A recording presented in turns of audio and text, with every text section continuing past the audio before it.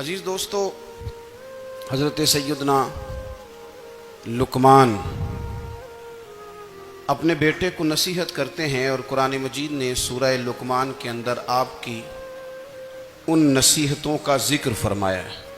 اللہ کریم نے ارشاد فرمایا کہ حضرت لقمان ان کی جو بات انہوں نے اپنے بیٹے کے ساتھ کی، فرمایا وَلَا تُصَعِّرْ خَدَّكَ لِلنَّاسِ، اے میرے بیٹے لوگوں کے ساتھ اپنے رخ کو نہ پھیرا کر، غرور کے ساتھ اپنے لب و لہجے کو پھیر نہ لیا کر لوگوں کی طرف سے، اور وَلَا تَمْشِي فِي الْأَرْضِ مَرَحًا، اور زمین پر اکڑ اکڑ کے نہ چلا کر، تکبر کے ساتھ اپنے لب و لہجے کو لوگوں سے پھیر نہ لیا کر، اور زمین پر اکڑ کے بھی نہ چلا کر۔ جناب لقمان اپنے بیٹے کو نصیحت فرما رہے ہیں، اور اللہ نے اس کا ذکر قرآن مجید میں فرمایا ہے۔ اسلام ہماری تربیت کرتا ہے ہر موقع پر، اور ہمیں اسباق پڑھاتا ہے زندگی ساری گزارنے کے لیے۔ انسان کی بات کا دوسرے پر بڑا اثر ہوتا ہے، لیکن اس کی بات کے ساتھ ساتھ اس کے لہجے کا بھی بڑا اثر ہوتا ہے۔ کھانے کا بھی بڑا اثر ہے، لیکن کھانا آپ کس برتن میں رکھ کے دے رہے ہیں اس کا بھی بڑا اثر ہے۔ آپ نے کھانا کس طرح سجایا ہے، کس جگہ کسی کو بٹھایا ہے، اس کا بھی بہت زیادہ اثر ہے۔ اسلام یہ کہتا ہے کہ آپ کا جو لب و لہجہ ہے وہ ہمیشہ اچھے اخلاق والا ہونا چاہیے۔ لہجے جو ہوتے ہیں نا، لہجے، لب و لہجہ، وہ بڑی تاثیر رکھتا ہے، بڑا اثر رکھتا ہے۔ چھوٹا سا بچہ ہوتا ہے، دودھ پیتا ہے، ابھی نونہال بچہ ہے چھوٹا سا، ابھی اسے پتہ نہیں ہے کہ کون سی بات کا کیا معنی ہے۔ اسی بچے کے آپ نے گال پہ محبت کے ساتھ ہاتھ پھیرا تو وہ ہنس دیتا ہے،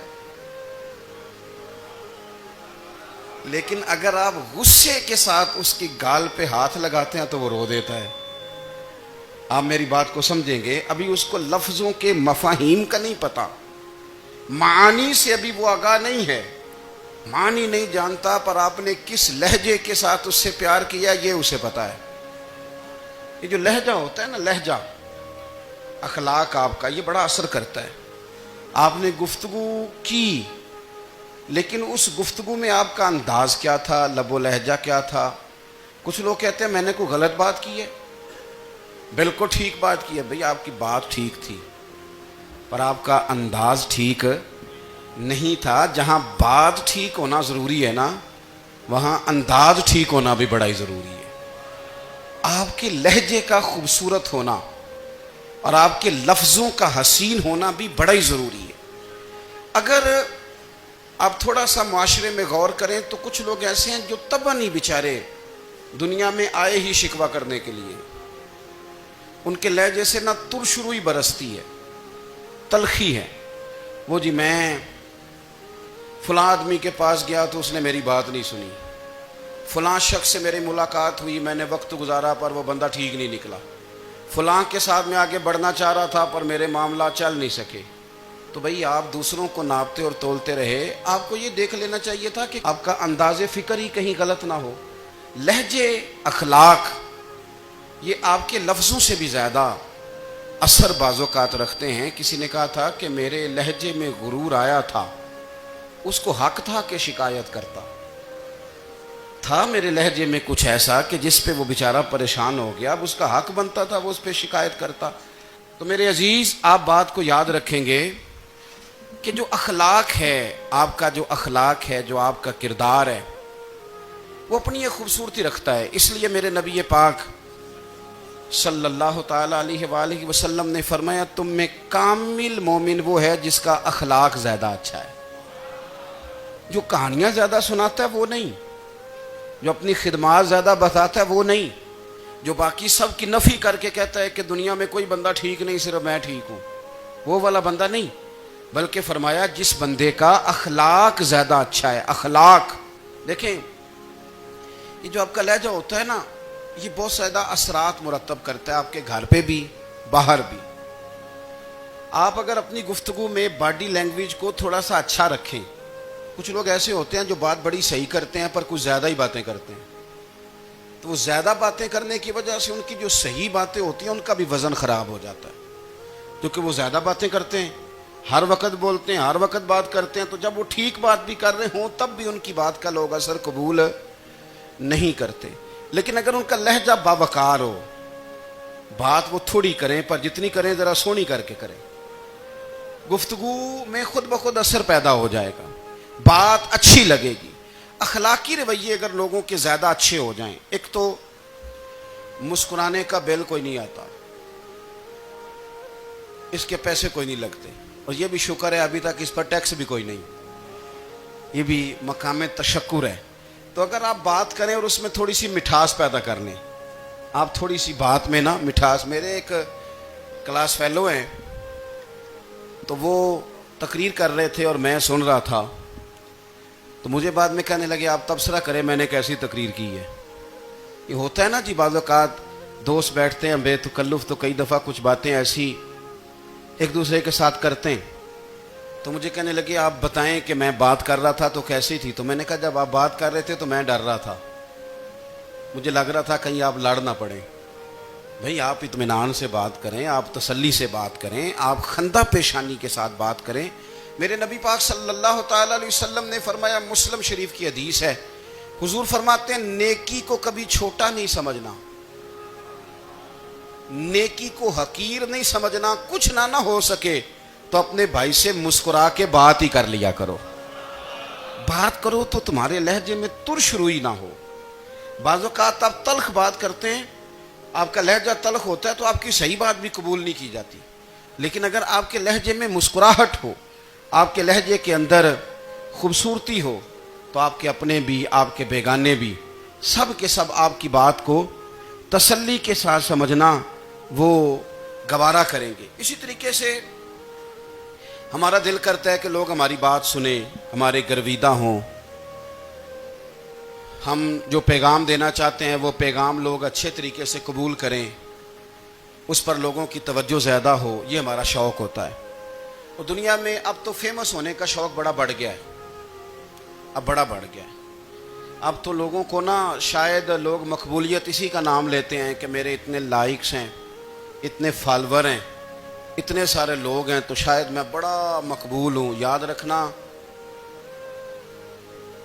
قابلیت سے زیادہ قبولیت ضروری ہوتی ہے۔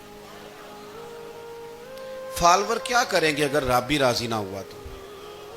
لائکس کیا کریں گے؟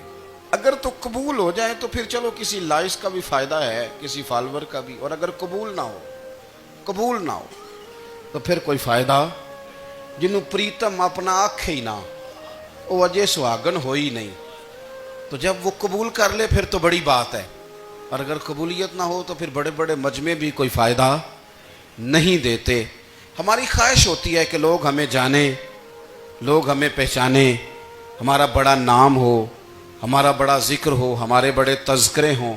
تو میرے نبی پاک صلی اللہ تعالی علیہ وسلم نے ارشاد فرمایا، حضرت ابو ہریرہ رضی اللہ تعالیٰ عنہ روایت کرتے ہیں، حضور فرمانے لگے، تم مال کے ذریعے لوگوں کو اپنا گرویدہ نہیں بنا سکتے، پیسے دے کے لوگوں کو پیچھے نہیں لگا سکتے۔ کتنے کو دو گے؟ دیکھیں نا، پیسوں سے تو بندے کا لالچ شروع ہو جاتا ہے، ایک دفعہ دیں، پھر دوسری دفعہ دیں، پھر تیسری دفعہ دیں، روز دیں گے تو بندہ راضی ہوگا، اور اگر آپ نے 99 دفعہ دیا، ایک دفعہ نہیں دیا تو وہ ناراض ہو جاتا ہے۔ تو کتنا کو لالچ پورا کریں گے؟ تو حبیب پاک علیہ الصلوۃ والسلام فرمانے لگے، تم پیسے دے کے لوگوں کو اپنا گرویدہ نہیں کر سکتے، ہاں خندہ پیشانی سے، حسن اخلاق سے ملو گے تو لوگ تمہارے گرویدہ ہو جائیں گے۔ تمہارا اخلاق، تمہاری خندہ پیشانی، تمہارا اچھا کردار، یہ لوگوں کو گرویدہ کر سکتا ہے۔ مال و دولت سے لوگ گرویدہ نہیں ہوتے۔ تو ہمارا وہ جو روزمرہ کا لوگوں کے ساتھ تعلق ہے، لب و لہجہ ہے، میں نے دیکھا ہے بہت سارے لوگ ایسے ہیں جن کے ساتھ لوگ آنا جانا، ملنا بیٹھنا آہستہ آہستہ چھوڑ دیتے ہیں، اور وہ کس لیے چھوڑ دیتے ہیں؟ وہ ان کے رویے کی وجہ سے چھوڑ دیتے ہیں، ان کے انداز فکر کی وجہ سے چھوڑ دیتے ہیں، ان کے شکووں کی وجہ سے چھوڑ دیتے ہیں۔ مزاج ہوتا ہے نا ہمارا کہ ہمیں شوق ہوتا ہے تعلق زیادہ لوگوں کے ساتھ ہو، اور پھر یہ بھی شرط ہوتی ہے کہ میں جس کے پاس جاؤں وہ مجھے یہی کہے کہ تو میرے ساتھ ہی پیار کر۔ ایک صاحب مجھ سے کہنے لگے کہ یہ میں محفل کراتا ہوں، آپ بھی تشریف لائیں، اور میں 20 علماء کو بلا چکا ہوں اور بڑے بڑے نامور نام انہوں نے میرے سامنے لیے۔ میں نے ان سے پوچھا کہ جو نام آپ نے لیے ہیں اور آپ کی تصویریں بھی ساتھ ہیں، میں الحمدللہ تسلیم کر گیا ہوں آپ کی بات کو، لیکن سوال میرا یہ تھا کہ کیا آپ نماز بھی پڑھتے ہیں؟ 21 علماء کو آپ نے بلایا یا 20 کو بلایا اور بڑے بڑوں کو بلایا، اور مجھے بھی آپ دعوت پیش کر رہے ہیں، تو نمازی بھی آپ ہیں؟ نمازی بھی ہیں؟ کہنے لگے آپ دعا کریں میں نماز پڑھنا شروع کر دوں۔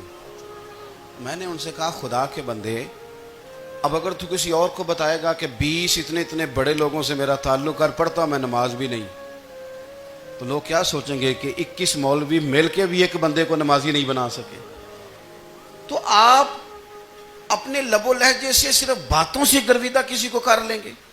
آپ یہ دیکھیں کہ اخلاق کس طرح کا ہے، لہجہ کس طرح کا ہے، آپ کے بات کرنے کا انداز کتنا حسین ہے، اس لفظ کے اندر حسن کتنا زیادہ ہے۔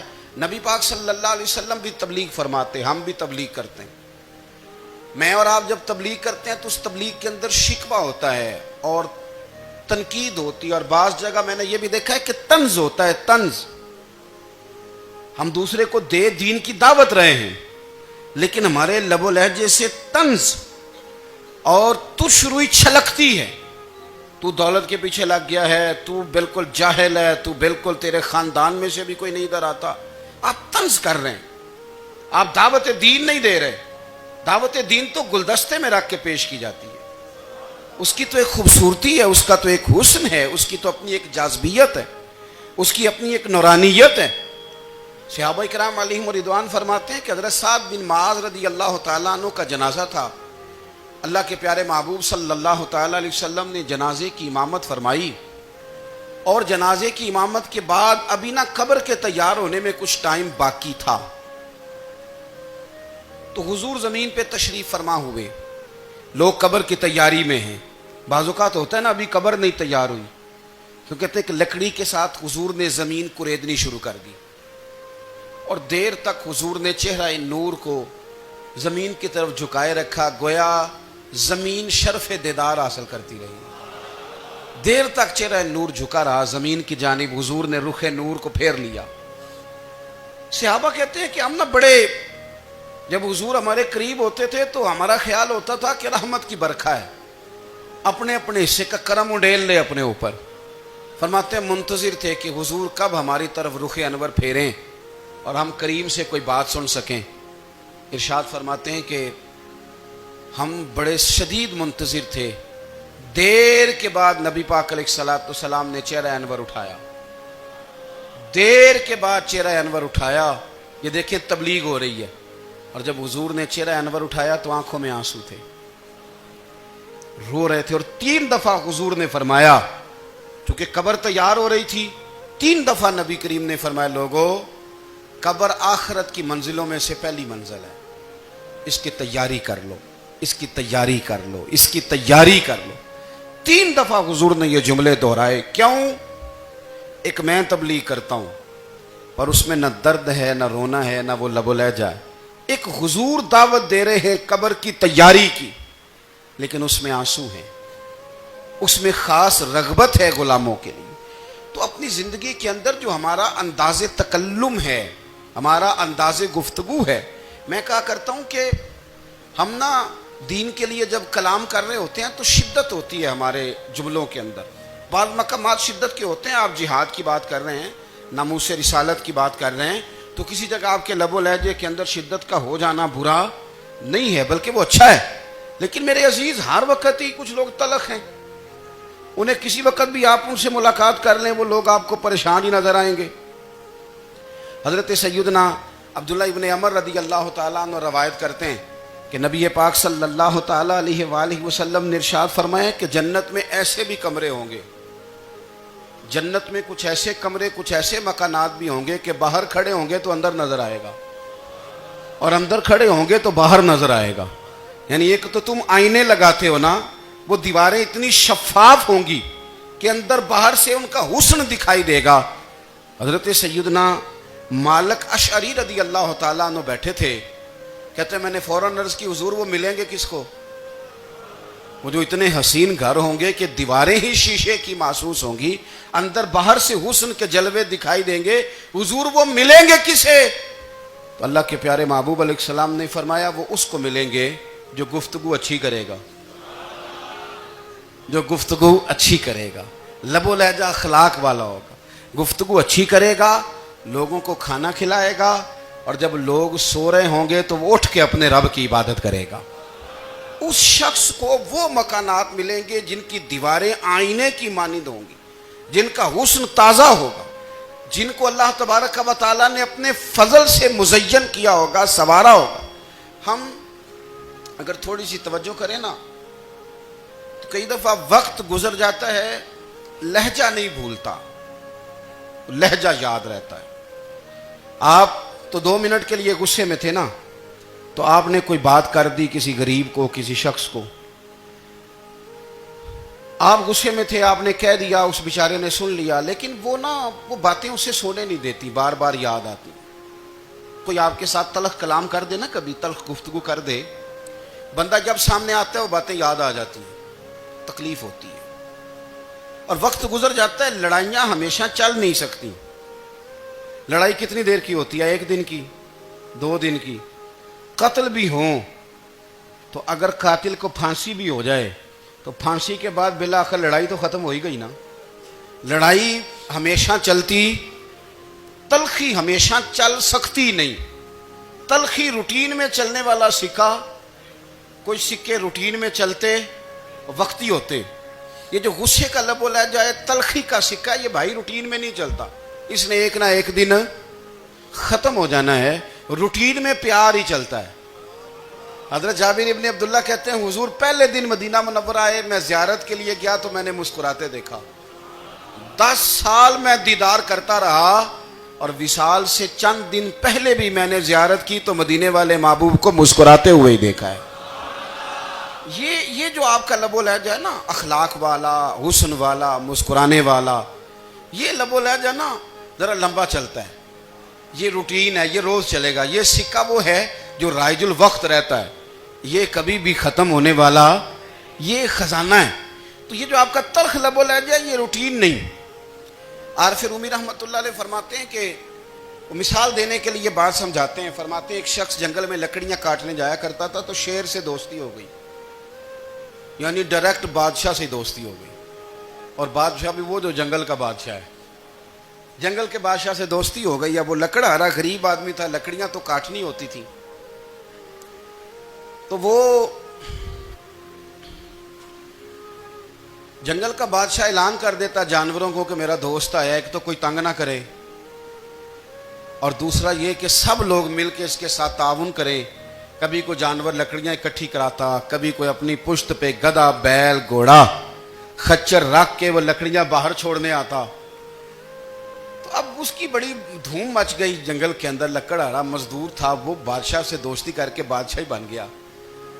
وہ گھر آ کے نا بیوی کو اکثر بتاتا کہ میرا ایک دوست ہے، میں جاتا ہوں تو ساری پہلے ہی مخلوق کھڑی ہوتی ہے میرے استقبال کے لیے۔ دوستی جو بڑے سے ہو گئی ہے۔ بنا ہے شاہ کا مصاحب تو پھر یہ ہے اتراتا، وگرنہ شہر میں غالب کی آبرو کیا ہے۔ ہم نے تو پوچھتا ہی کوئی نہیں، یہ تو بنا ہے شاہ کا مصاحب تو پھر یہ ہے اتراتا، وگرنہ شہر میں غالب کی آبرو کیا ہے۔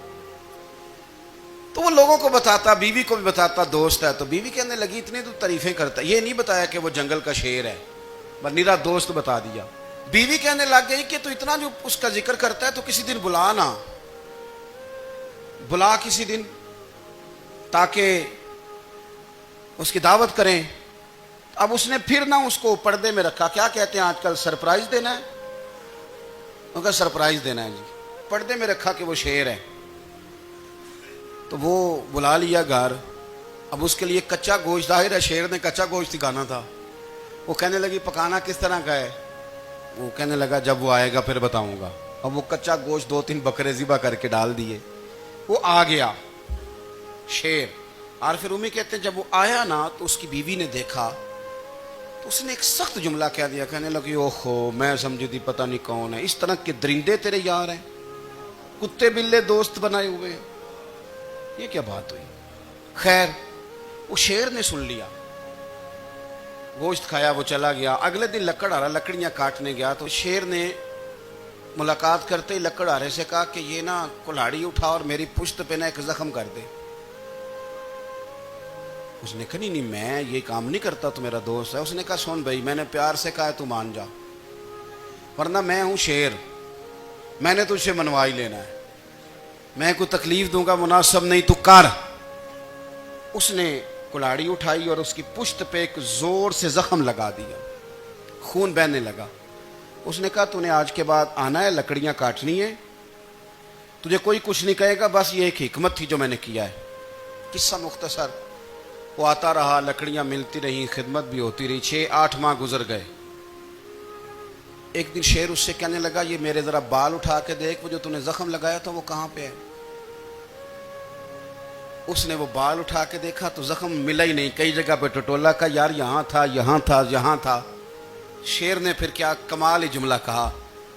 اس نے کہا کہ وہ جو کلاڑی کا زخم تو نے لگایا تھا نا وہ مکمل ہو گیا، لیکن تیری بیوی کا جو لہجہ تھا اور اس کی جو تلخی تھی وہ آج تک میرے ذہن میں موجود ہے، وہ ابھی بھی مجھے تکلیف دیتی ہے. بات سوچتا ہوں مجھے اس نے درندہ کہا، اس نے میرے بارے میں اتنے کچے اور کمزور اور سخت جملے کہے، تو وہ بات مجھے بھولتی، وہ آج بھی میرے ذہن میں اسی طرح گونجتی ہے. تلخ جملے جو اس نے کہے اور خوفناک جو انداز اس نے اختیار کیا، وہ بات مجھے کبھی بھی بھولتی. تو آپ کے لفظ لوگوں کو بھول جاتے ہیں پر لہجہ یاد رہتا ہے اگر ہم اپنے لہجے پر تھوڑی توجہ ہی کر لیں. کچھ لوگ کہتے ہیں جی میرا جی روٹین ہی یہ ہے بات کرنے کی، تو یہ یاد رکھنا کسی وقت ایسا بھی ہوتا ہے کہ شیر کو سوا شیر مل جاتا ہے. پھر ایسا نہ ہو کہ آپ کی تلخی کی جواب میں کوئی اس طرح کی تلخی ہو کہ پھر آپ اس کو کبھی بھلا نہ سکیں. ہمارے ہاں نا یہ دور تیزیاں دکھانے کا دور ہے. کچھ لوگ ضرورت سے زیادہ تیزی دکھانے کی کوشش کرتے ہیں. ان بیچاروں کا کبھی کبھی اتنا سخت نقصان ہوتا ہے کہ ان کو ان سے بھی کئی گنا تیز بندہ مل جاتا ہے.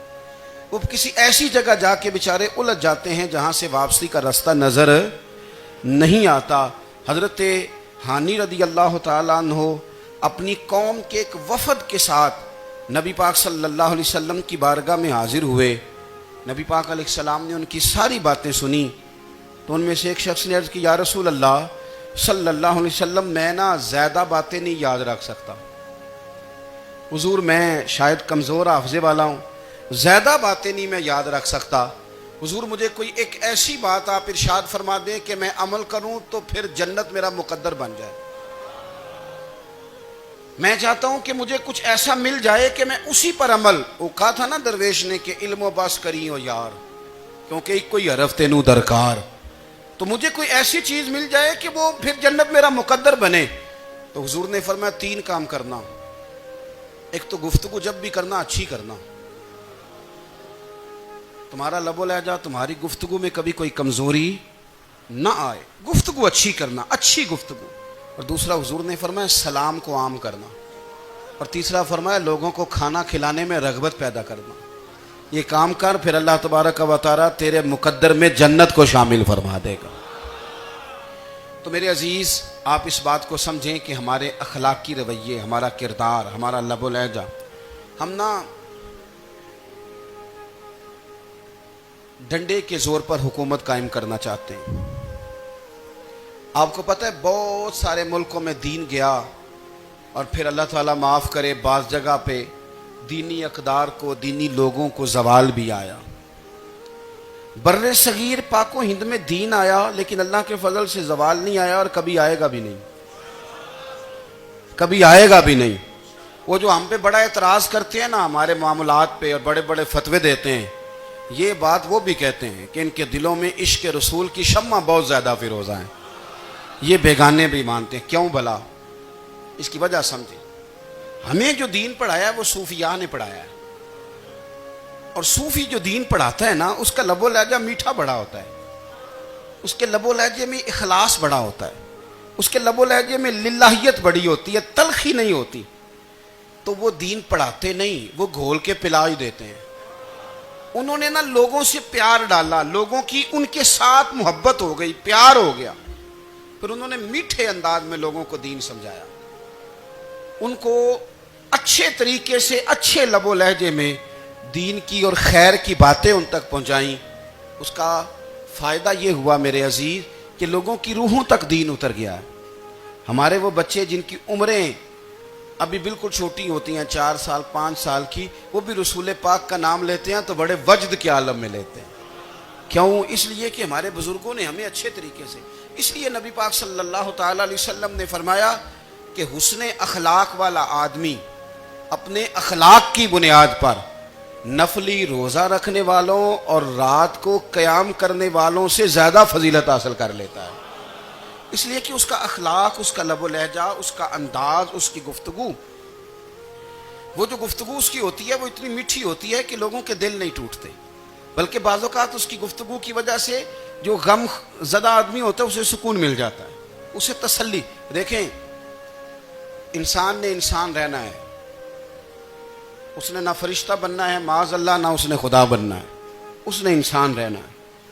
لیکن وہ کچھ بھی نہیں کسی کا سنوار سکتا, صرف اتنا ہے کہ اگر آنے والے کی وہ صرف اشک شوئی کر دے, بات توجہ سے سن لے اور جاتے وقت 2 جملے تسلی کے بول دے, اور اس کے جو بول ہوں وہ ذرا میٹھے ہوں, میٹھے, کک سواد نہیں مشری اندر, اساں کھنڈا می چکھ ڈٹھیاں پنے نہ ساریاں شیواں نالوں گلاں سجن دیاں مٹھیاں.